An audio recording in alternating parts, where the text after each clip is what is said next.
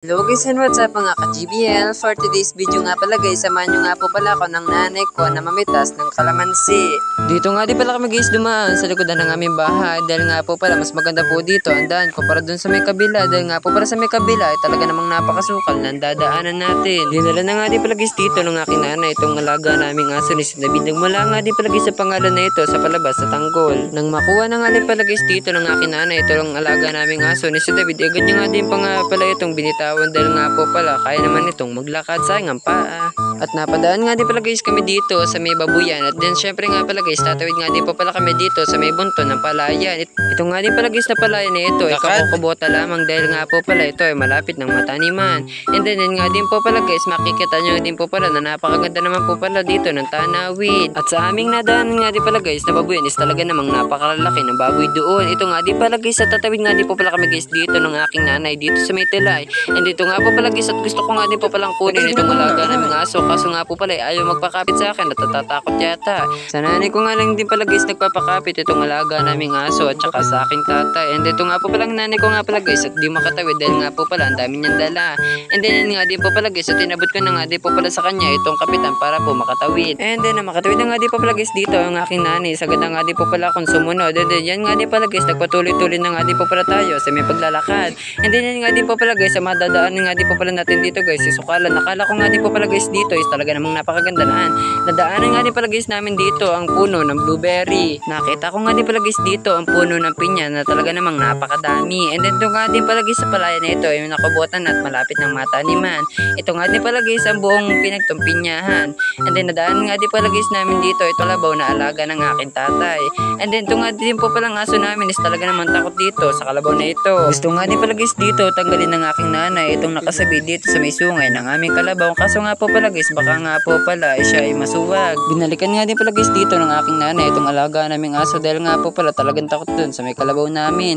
And then nga din pala guys nagpatuloy-tuloy nga din po pala tayo sa paglalakad. And then nakita ko nga din po pala dito ang imbornal na dati pinangingisdaan namin. Itong malita puno nga din pala guys ng ito ng kalamansi ang aming kukuhaan dahil nga din po pala kahit sobrang liit pa na itong puno na ito ay talaga namang napakadami ng bunga.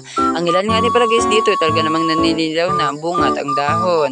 And then nga din pala guys nadaan nga din po pala dito ang puno ng maga na talaga namang napakadami ng bunga. And then ito nga din po pala guys yung pugad namin tinitingnan ni Isha nung kami nagpunta. And then nga din po pala istapisa na nga din po pala guys dito nag-iisang itlog niya. Hindi ko na nga din pala alam dito guys kung ano yung isa. Ito nga din pala guys nagsimula na nga din po pala dito ang aking nanay na manguha ng sintunis. And then nga din po pala guys nakakuha na nga po pala dito ang aking nanay 2 piraso. And then dito na nga din po pala ako guys sa may kabila para manguha. First time nga lang din pala guys dito na mang-harvest sa puno na ito dahil nga po pala ngayon lang po pala itong namunga ng ganito kadami. Tumulong na nga din pala guys dito ang aking nanay sa pangunguha dahil nga po pala siguro natapos na po siya sa kanya sa may kabilang puno. And then dito nga din pala guys makikita nyo nga din po pala kahit sa baba nga din po pala talaga namang napakadami ng bunga. Ang ilan nga din pala guys dito ay talaga namang napakalalaki na kaya kinuha na din namin. Buti na nga lang guys dito is yung ibang kalamansi wala pang sira dahil nga po pala talagang napakaganda pa nito. And then nga din po pala guys nagupit-gupit na nga din po pala ako guys dito ng kalamansi habang nanay ko ay nangunguha. And then dito nga din pala guys nakakita nga din po pala ako dito ng pugad ng mga langgam. Dahil ang akala ko nga po pala dito ay pugad po ng bubuyog. And then yan nga din po pala guys dito naman po pala ako sa may kabila mangunguha. And then yan nga din po pala guys sa baba at sa taas talaga namang napakadami ng bunga. And then dito nga din po pala guys buti na nga lang di po pala wala nga po pala kami nakukuha na kalamansi na hinog na. Dito, ito na naman po pala guys dito ang nanay ko tumulong na naman natapos na naman siguro sa kanya kinukuhaan.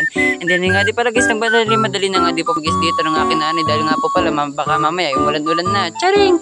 And then nga din po pala guys nagpatuloy-tuloy nga din po pala ulit tayo sa may pangunguha. And then nanay ko nga din po pala guys dito is naghahanap pa. And then sa pangunguha din pala guys namin dito na kalamansis nakita ko nga din po pala itong tipaklon na dito nakatira sa may sintunis. And then nga din po pala guys siguro nga din po pala nakakadami dito ang aking nanay sa pangunguha ng kalamansi.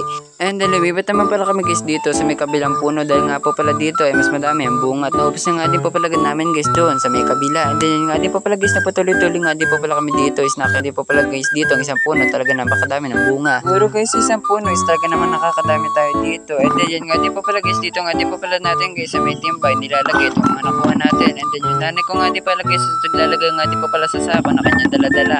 And then pagkabalik nga di po pala guys namin dito, pagka-uwi namin nakita ko nga di po pala tuntutan namin na kami iniwan. Nung una nga di pala guys ay tuntutan namin is di nga po pala makatawid sa may tulay. And then nung makauwi na nga di po pala guys talaga namang nakatawid na siya, hindi ko alam kung paano. At nang makita pa nga pala kami guys dito tuntutan namin is talaga naman tuwan-tuwa pa. Siguro tuwan-tuwa na kami iniwan. And then nga di po pala guys nagpatuloy nga di po pala kami guys dito ng aking nanay sa pag-uwi. And then nga di po pala guys at pinipilit nga di po pala dito ng aking nanay itong aso namin umuwi. Kaso ayaw pa, siguro nakipaglaro pa sa mga kapatid. Ito nga di pala guys ang nakuha ng aking nanay. And then pagsasamahin nga lang di po pala dito ng aking kinuha at saka kinuha ng aking nanay. And then pagkasalin nga di po pala dito ng aking nanay sa may timba is ito nga din po pala is nakakalahati kami isang timba. Pagkatapos nga din pala guys dito ng aking nanay na magugis ng pais, nagpunta na nga din pala kami guys dito sa may tindahan upang ipakilo itong mga nakuha namin na kalamansi. And then nga din pala guys dito nga din pa pala ang daan papunta dito. And then makikita nyo nga din pa pala itong tindahan na ito sa may tabing kalsada. And then nga din pa pala guys at kinilo na nga din pa pala dito na may-ari itong kalamansi na aming nakuha. And then yun nga din pa pala guys at tinutusan nga din pa pala ako guys dito ng aking nanay, humingi nga din pa pala dito ng plastic na 5 kiluhan dito sa may pagbebentahan namin. And then nga din pa pala guys at nang bigay sa atin guys nga pa pala guys si CJ na anak na may-ari. Ayun nga din pala guys at kukuha na nga din pa pala guys dito si CJ ng plastic. And then pagkaabot nga din pa pala sa atin dyan guys, sumalis na nga din pa pala tayo agad-agad dahil nga pa pala baka iwanan tayo ng aking nanay na.